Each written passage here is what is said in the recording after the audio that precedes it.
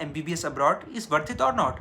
Today we'll be talking about MBBS abroad अब 2026 में worth it है कि नहीं है, क्योंकि नीट का क्वालिफाइंग मार्क्स 213 काफ़ी ज़्यादा आगे जा चुका है और हमें अब्रॉड से MBBS करने के बाद या जनरल मेडिसिन का कोर्स करने के बाद यहाँ पे इंडिया में वापस आकर FMG देना पड़ेगा या फिर नेक्स्ट एग्ज़ाम देना पड़ेगा। उसका पासिंग रेट कितना है, इस साल उसका पासिंग रेट काफ़ी कम चला गया है, बाकी साल कितना रहता है, एवरेज पासिंग रेट कितना है और वहाँ का क्लाइमेट कैसा है, LNC की क्या रूल्स हैं बाहर जाने के लिए। तो आज हम लोग बात करने वाले हैं अब बाहर जाना है, बाहर से MBBS करना वर्थ इट है कि नहीं है। My name is Vishwas Gaur and I am second year medical student of Altai state medical university. Let's begin the video. Firstly, we will talk about the qualification required to take the admission in a foreign country.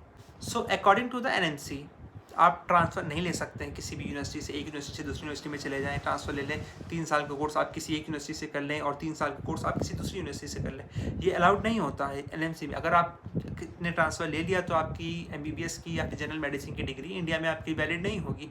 आप exam FMG का attend भी नहीं कर सकते, आप सिर्फ India में 12th पास ही माने जाएंगे। और सेकेंड इंपॉर्टेंट थिंग, आपका फुल 6 साल का कोर्स या फिर according to the NMC 54 month plus 1 year internship होनी चाहिए। 1 ईयर की इंटर्नशिप कंपलसरी कर दी गई। ऐसा नहीं होना चाहिए टुकड़ों में नहीं होना चाहिए कि दो महीनों की आपकी 1 साल की इंटर्नशिप लगातार होनी चाहिए और 54 मंथ का कोर्स होना चाहिए, वही लगभग 4.5 साल की। रशिया में बात करें, रशिया 6 साल की डिग्री प्रोवाइड करता है आपको, जिसमें आपकी 1 साल की इंटर्नशिप होती है और बाकी का आपका कोर्स होता है, जो कि ये गाइडलाइन पूरी फुलफिल करता है। और आपका सारा पूरा कोर्स आपका इंग्लिश मीडियम में होना चाहिए, ना कि हिंदी मीडियम में, ना कि उस कंट्री की नेटिव लैंग्वेज होना चाहिए। जैसे रशियन में कई यूनिवर्सिटीज़ यहाँ पे जो बाइलिंगुअल कोर्स प्रेफर करती, 3 साल का इंग्लिश में देन 3 साल का रशियन में, क्योंकि साथ साथ में वो लोग रशियन लैंग्वेज भी पढ़ाते रहते हैं। और अब हम बात करेंगे सेकंड चीज़ पे, बाहर जाने की क्वालिफिकेशन हमारे पास क्या होनी चाहिए जब हम बाहर एक मेडिकल यूनिवर्सिटी में एडमिशन ले सकते हैं। तो सबसे पहली बात, हमें नीट क्वालिफाइड होना चाहिए। हमारे नीट में इस बार 213 से ज़्यादा मार्क्स होने चाहिए, या आप पिछले 24, 25, 26 में किसी में भी एक ईयर में क्वालिफाइड होना चाहिए, क्योंकि नीट का 1 साल का रिजल्ट आपका 3 साल तक आप वैलिड रहता है कि आप क्वालिफाइड हैं ये बताने के लिए।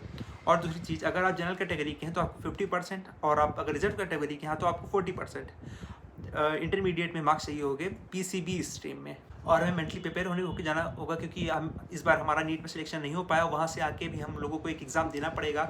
इस बार का FMG का रिजल्ट काफ़ी ज़्यादा कम गया है, क्योंकि FMG ने पेपर इतना हार्ड बना दिया था, वीडियो रिलेटेड क्वेश्चन आ रखे थे। जनरल मेडिसिन के कोर्स में MBBS के कोर्स में MD के क्वेश्चन डाल के रखे थे, MS के क्वेश्चन डाल के रखे थे। बच्चे को कैसे पता होंगे।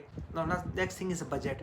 आपका बजट कितना, आप 6 साल में आप कितना स्पेंड कर सकते हैं, आपके ऊपर, आपके पेरेंट्स आपके ऊपर कितना स्पेंड कर सकते हैं 6 साल में, वो आपको पता होना चाहिए, क्योंकि आप उसी के अकॉर्डिंग अपनी यूनिवर्सिटी चूज़ कर सकते हैं। क्योंकि अगर आपने गलती से हाई बजट की यूनिवर्सिटी चूज़ कर ली तो फिर आपको आगे जाके प्रॉब्लम भी आ सकती है। और इस समय अगर आप अपना बजट कैलकुलेट कर रहे हैं तो इस समय INR की वैल्यू काफ़ी ज़्यादा डाउन जा चुकी है, जो कि ठीक नहीं है उस रेट पे कैलकुलेट करना, क्योंकि आपको सारी फीस 1 साल में नहीं देनी है। आप सेमेस्टर वाइज फीस सबमिट कर सकते हैं, ईयर वाइज फीस सबमिट कर सकते हैं, बट सेमेस्टर वाइज करना ज़्यादा प्रेफर करते हैं स्टूडेंट्स, क्योंकि रेट कभी कभी फ्लक्चुएट करता रहता है। जब उनको अच्छा रेट मिलता है तब वो करेंसी एक्सचेंज करवा लेते हैं और फीस अपनी सबमिट कर देते हैं जाके। Now we will talk about food. देखो, फूड काफ़ी ज़्यादा सीरियस इशू, क्योंकि आपको कुछ दिन नहीं 6 साल वहाँ पे सर्वाइव करना है। और अगर आप वेजिटेरियन हैं तो आपको दिक्कत आने वाली, क्योंकि नॉनवेज में जहाँ पे आपके पास 15 से 20 ऑप्शंस होंगे, वहाँ पे वेज में आपके पास सिर्फ एक ऑप्शन होगा। मैं भी एक वेजिटेरियन हूँ, मुझको सर्वाइव करने में थोड़ी सी दिक्कत होती है स्टार्टिंग में, बट धीरे धीरे मुझको कई सारे ऑप्शंस पता चले, तो अब सर्वाइव करना आसान है। स्टार्टिंग में थोड़ी प्रॉब्लम होती है। Now we will talk about the main issue, climate. देखो, रशिया एक कोल्ड कंट्री है, साइबेरियन रीजन में, मेनली मेरी यूनिवर्सिटी साइबेरियन रीजन में आती है, तो वहाँ का टेम्परेचर मिनिमम -40 to 45, 46 तक जाता है, तो काफ़ी ज़्यादा ठंड होती है। बट वहाँ पे यूनिवर्सिटीज़ में और हॉस्टल्स में हीटर्स लगे होते हैं, वहाँ पे तो कोई प्रॉब्लम नहीं होती, बट बाहर जाने में हमारे पास जैकेट्स वगैरह होती है, बट फिर भी काफ़ी ज़्यादा ठंड होती है, तो थोड़ी बहुत प्रॉब्लम होती है। और आपके पास जो भी क्वेश्चन है, आप मुझको मेरे नंबर पे मैसेज करके पूछ सकते हैं या फिर कमेंट में पूछ सकते हैं। जो भी आपके पास क्वेश्चन है, सब आप अपना एक डाउट क्लियर करके, अगर आप रशिया आ रहे हैं या फिर किसी भी कंट्री जा रहे हैं, तो आपका एक डाउट क्लियर होना चाहिए। वहाँ पे आपको वहाँ पर पहुँच के आपको सरप्राइज़ नहीं मिलना चाहिए। So thank you.